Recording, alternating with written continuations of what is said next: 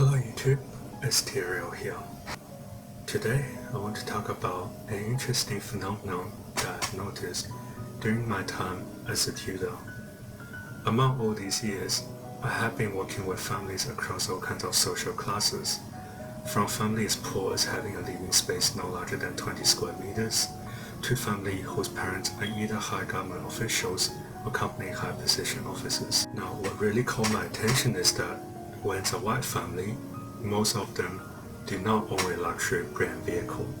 However, when it's an Asian family, pretty much all of them own a luxury brand vehicle, like BMW, Mercedes, or Audi. Unless it's those families that can clearly tell they cannot afford it.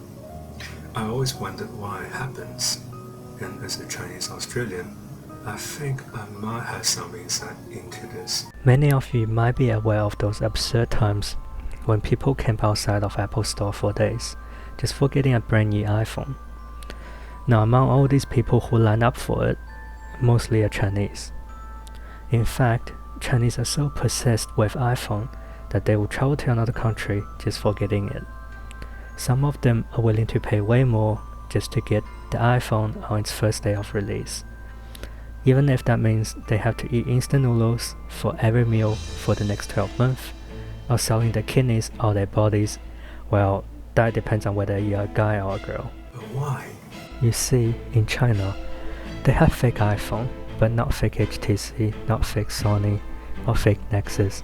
That really tells you something. Instead of high-quality Chinese Android phones, most low-income earners would rather pay for a fake iPhone with a touchscreen that lags the crap out of you instead. Interesting, isn't it? You can usually tell there's a high demand when there's a high supply. Look at the Chinese fake purse market, for example. Believe it or not, those Chinese girls that walk past you on the street with a luxury brand purse, at least a quarter of them are carrying a fake. And the interesting thing is that most of them are fully aware of it. And why would they do that? Now, what's more interesting is that if you tell a Chinese person that you bought a brand new car, they will automatically assume that it's going to be a luxury car. I still remember the look of my friend's face when I told her I bought a brand new Mazda. She's like, if you are buying a sedan, why don't you buy BMW, Mercedes or Audi? Why would you buy BMW, Mercedes or Audi? Because it's much better and safer. How so? They have exactly the same NCAP rating and pretty much the same interior and technology, but just triple the price. You know, real life is quite different to the theoretical results. If you search online, you can see plenty of car crashes where its driver fly out of the windscreen because they did not drive a luxury brand vehicle. Oh my god, I really have nothing more to say to you. after that, she actually spent the next 20 minutes searching up all kinds of Chinese news in regards to collision, where driver died because they flew out of their windows. And interestingly, all of these drivers are not driving a luxury vehicle. And why exactly is she so good at finding drivers flying out of their cars, I hear you ask? That's because no one wears seatbelt in China. And in case you didn't know this, if you don't wear a seatbelt, you will simply fly out of the car during a collision. Now, if you have trouble understanding the logic behind how it works, then don't worry. I'll post another video later explaining exactly that. Also, NCAP always use a real car when testing their safety performance. They did not pull the result out of their ass. Back to that girl. I remember another interesting thing that she mentioned was that her boyfriend often drives her car out instead of his own BMW. And the reason why he does it, that's because he doesn't want to put too much mileage on his BMW. So basically, he bought himself a figure that weighs about 2 tons, only takes it out when he wants to show it to his friends. What's more fascinating is that her boyfriend is not alone. Plenty of Chinese people are like that. You see, what they are doing is exactly how they say in Chinese. Punch yourself in the face, and then you can pretend to be fat.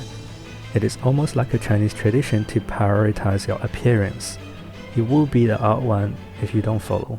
Well, I cannot deny that some people may be fat to begin with. You don't always have to punch yourself in the face in order to get fat. For example, one of my students had a brand new Mercedes C-Class as her first starting car, simply because her parents could afford it, and they simply believe it is the best option as a first car. However, my point is not about whether luxury cars are good or bad, but rather the difference between how families value their appearance in general. Now, given that two families are from the exact same social class, I tend to notice white families usually don't fancy luxury brands nearly as much as the Chinese family does. However, in my opinion, that does not make the white family appear to be less wealthy though. After all, you are shaped by what social class you are from, how you speak, how you behave, how you deal with different kind of situations, and what topic do you discuss. All these will reflect on your social status, and having a luxury brand is not going to affect anything at all. It's just like how in a church gathering, after talking to someone for a short while, you can probably tell the difference between an actual corporate founder and the guy pretending to be a CEO.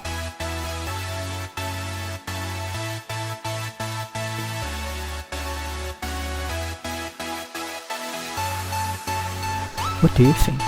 Do you think it's a good idea to buy your daughter a brand new Mercedes as her first car? Or are you the kind of person who prefers not to show off wealth? If you disagree with anything that I've said, please let me know in the comment section below. Otherwise, if you enjoyed the video, please like and subscribe so that I will share more